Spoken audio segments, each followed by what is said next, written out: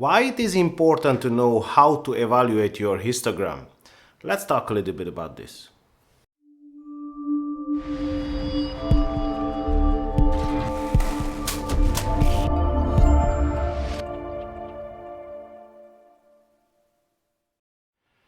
Hello YouTubers, my name is Attila Mate from Blue Sky Photography, and today I'd like to talk to you about a topic which is pretty important in your photography, and that is how to evaluate your histogram. How to understand your histogram, because it's pretty important in your photography to know how to evaluate and how to read your histogram on your camera. Now, especially in landscape photography, but even in portrait photography, this is a very important topic, and it's better if you understand in depth, what I'm talking about, because you will see that it will improve your photography. Now, when you check your photos on your camera, the screen is usually too small, to see the picture, the details in your picture. So that's why it's a good idea to check the histogram, because the histogram will show you exactly the details in your photos, the highlights, the shadows, the midtones, everything.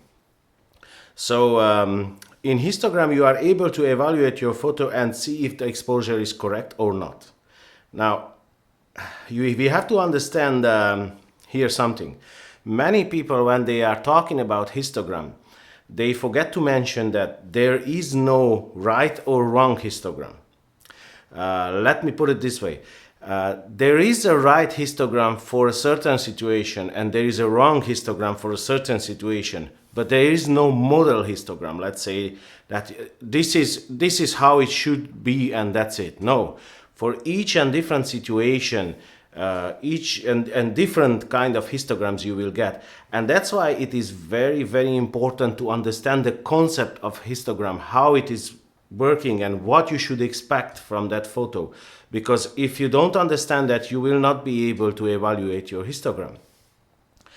Now I will show you in my computer some pictures, and I will explain to you the histogram on those specific pictures, because that way I can explain to you better how to evaluate and how to understand the concept of histogram. So let's get into my computer and let's see those photos. So we are in my computer now, and let's open up Zoner Photo Studio. Now I will show you some landscapes over here, just some different kind of landscapes, just to be able to explain to you what is the concept of the histogram. So the histogram, usually you will see it in your photo editing software.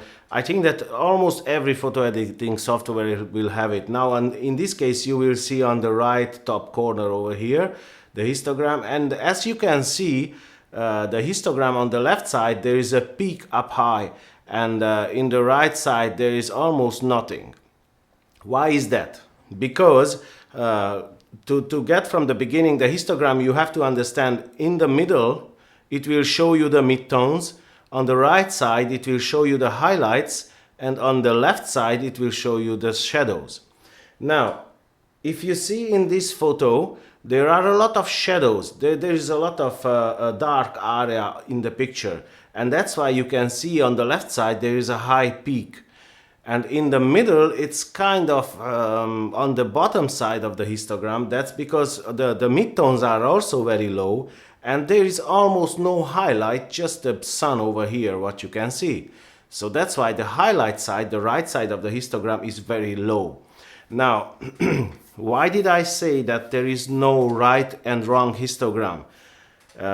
Sorry, there is no model histogram, because in this situation the histogram, it looks good, because that's what you would expect when you make a photo which has a lot of dark area in it. You would expect that the left side of the histogram will pick up, and the midtones will be a little bit higher, but not as low as the high tones, the highlights, sorry. So in this case the histogram is correct. Now, if we get to another photo over here, if we get to this one, the example, as you can see over here, the histogram is completely different. Now, you will have some peaks on the left side, but you can see that in the middle and also on the highlight side there is a little bit higher than in the picture before, because there are obviously a lot of highlight in it and also dark side here in the forest. Now you have to understand that when it peaks up over here, if it peaks up completely, that means that it is completely black, or here it is completely blown out, it's completely white. So if you want kind of in the middle, then you have to watch. If you don't want any highlight to be blown out, you have to watch here. That's why it's important to watch your histogram, because you can see over here if there is any blown out area of the picture or not. Now many times on the camera, if you shoot in JPEG, the histogram will be a little bit different than the histogram of the raw file, which one you introduce in your computer. Now that's why it's very important, and it's very, very big advantage of the mirrorless cameras that they have a live histogram. So actually you can see in live view your photo, how it will look at the end when you get into your computer. That's why that is a huge advantage of mirrorless cameras against the DSLRs, because on the DSLR you can see the histogram after you made the picture. In mirrorless you can see before you made the picture, so you can make your adjustments and get the picture right. So this is the second picture what I wanted to show you. This is another one which is a sunrise of a nice mountain area of Transylvania, and as you can see over here in this side, again the blacks are picking up because there are a lot of dark side in the photo. But as you can see, there is also highlight over here on the right side and kind of in the middle, because the sky is getting bright, the sun is coming up at the horizon. So I think that the best way is to understand this if you practice a lot, take some photos, get into your in your computer and watch it. The main concept of the histogram is that the middle shows you, like if I go here, you can see that the middle shows you the midtones, the left side shows you the shadows, and the right side shows you the highlights. Now, like I told you before, if it peaks up too high over here, that means it's completely black. If it peaks up over here, that means it's completely blown out, it's completely white.